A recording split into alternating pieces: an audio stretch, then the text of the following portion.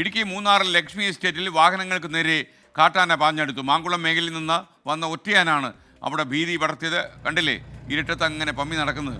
നാട്ടുകാർ ആനയെ തുരത്തിയിട്ടുണ്ട്. രാഹുൽ വിജയൻ കട്ടപ്പനയിൽ നിന്ന് ചേരുന്നു. രാഹുലിൻ്റെ ആനയെ കൊണ്ട് ജനങ്ങൾക്ക് പൊറുതിമുട്ടിയിരിക്കുകയാണല്ലോ. S K N, Munnar Lakshmi എസ്റ്റേറ്റിലെ ആളുകളും ഇന്നലെ കുറെ നേരം ബുദ്ധിമുട്ടി എന്നുള്ളതാണ് ഏറ്റവും പ്രധാനപ്പെട്ട കാര്യം. രാത്രി മൂന്നാർ മാങ്കുളം മേഖലയിൽ നിന്നെത്തിയ കാട്ടാന ഒരുപാട് നേരം വാഹനങ്ങൾ തടഞ്ഞിട്ടു. ബൈക്ക് യാത്രികന് നേരെ പാഞ്ഞെടുക്കുന്നതും ഈ ദൃശ്യങ്ങളിലുണ്ട്. മാത്രമല്ല ഒരു ജീപ്പ് ഉൾപ്പെടെ തടഞ്ഞിട്ടു എന്നുള്ളതാണ് നാട്ടുകാർ പറയുന്നത്.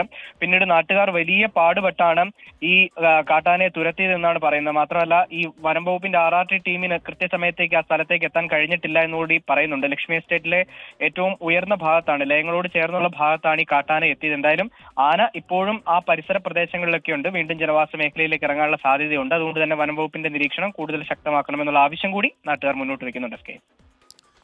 Okay, thank you Rahul Vijayan. 2 ആനക്കാരാണ് നമുക്കുള്ളത്. അതിൽ ആനയിൽ സ്പെഷ്യലൈസ് ചെയ്ത ആളാണ് രാഹുൽ വിജയൻ, PhD എടുത്തു.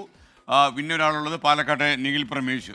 രണ്ടുപേരും നല്ല സ്വയംഭൻ ആനക്കഥകളുമായിട്ടാണ് വരുന്നത്.